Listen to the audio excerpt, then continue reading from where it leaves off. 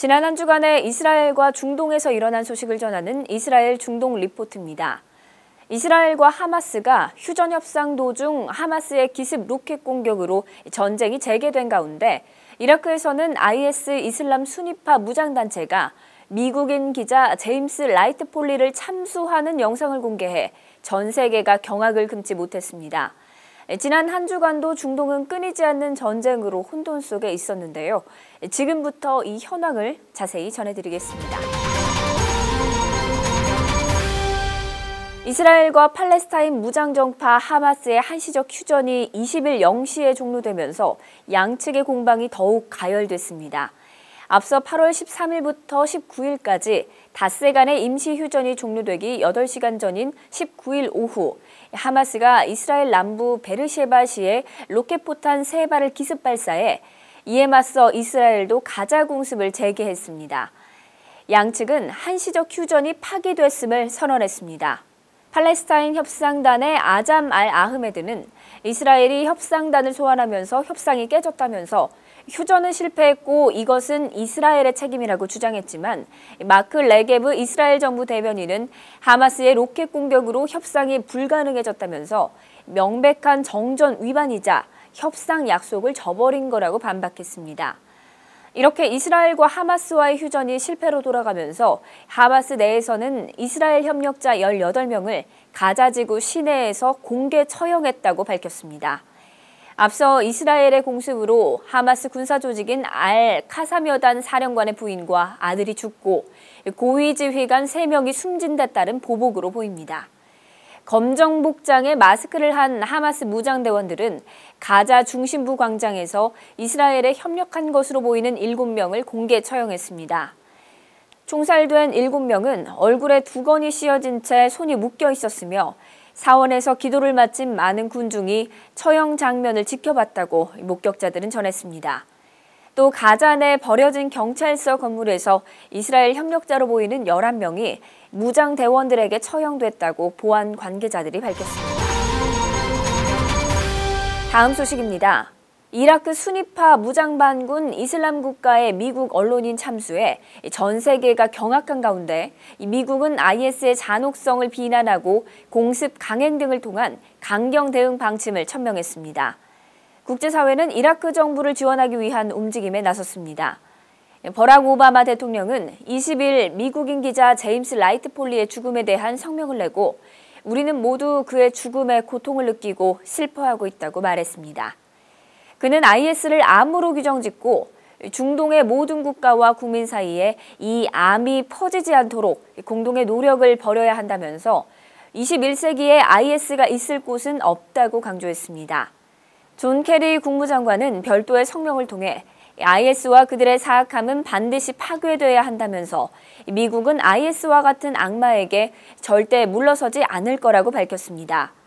미국은 IS의 언론인 추가 참수 예고를 무시하고 이라크 주재 자국 대사관과 영사관 등 시설 보호를 위해 치안병력 300명을 추가 파견하는 방안을 검토하고 있습니다. 유럽도 이라크 사태 개입을 확대할 채비를 하고 있습니다. 폴리 기자를 살해한 인물이 영국 런던 출신으로 확인되면서 유럽 안보를 위해 IS 세력을 적극 차단해야 할 이유가 생겼기 때문입니다. 아프잘 아슈라프 전 영국 공군 장교는 영국 파이낸셜 타임스에 폴리 기자 살해는 IS가 서방의 목표물로 전환되는 터닝포인트를 제공했다면서 미국은 지상군 파병을 기피하겠지만 중앙정보국을 동원해 IS 지도부 암살에 나설 것으로 보인다고 전망했습니다. 다음 소식입니다.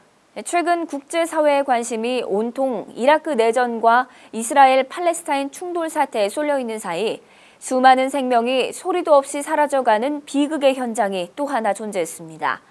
바로 3년 넘게 장기 내전이 이어지고 있는 시리아입니다. AFP 통신 등 외신에 따르면 영국의 본부를 둔 시리아 인권관측소는 지난 2011년 3월 시작된 시리아 내전의 사망자가 현지 시간으로 21일 18만 215명으로 집계됐다고 밝혔습니다. 시리아 인권관측소는 지난달 10일 발표한 사망자 수와 비교하면 한 달 남짓한 시기에 9,000명 가까이 늘어났다고 전했습니다. 특히 전체 사망자 가운데 어린이가 9,428명, 여성이 6,036명 등 민간인이 58,805명으로 약 3분의 1을 차지하는 것으로 나타났습니다.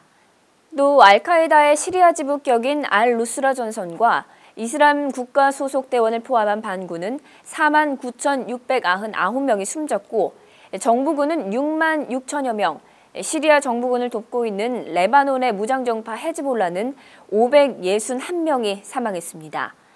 신원을 확인할 수 없는 사망자도 2천여 명이나 된다고 시리아 인권관측소는 전했습니다. 시리아 인권관측소는 시리아 현지에서 활동하는 여러 소식통의 정보를 취합해 집계를 하기 때문에 숫자가 다소 부정확할 수 있으며 실제 사망자 수는 이것보다 훨씬 더 많을 것으로 추정된다고 밝혔습니다. 한편 내전으로 고통받는 시리아 주민을 위한 인도적 지원은 계속 이뤄지고 있습니다. 유엔은 시리아 정부의 허가 없이도 시리아 주민에게 인도적인 지원을 할 수 있게 하는 안전보장이사회 결의안이 지난달 14일 통과된 이후 지금까지 총 8차례에 걸쳐 지원 물품을 시리아로 보냈다고 밝혔습니다. 다음 소식입니다. 시리아와 이라크 북부 지역을 중심으로 공세를 강화하고 있는 수니파 급진단체 이슬람 국가가 시리아 라카주 동북부의 타브카 공군기지를 장악했다고 시리아 인권관측소가 밝혔습니다. 시리아 인권관측소는 IS와 시리아 정부군은 타브카 공군기지 인근에서 교전을 벌여왔다면서 대규모 교전 끝에 IS가 승리했다고 밝혔습니다. 시리아 인권관측소는 AFP 통신에게 보낸 이메일에서 지난 19일부터 공군기지를 둘러싼 교전으로 IS 조직원 347명과 170명의 정부군이 사망했다고 밝혔습니다. 시리아 국영TV도 정부군이 공군기지에서 철수한다고 밝히면서 사실상 패배를 인정했습니다.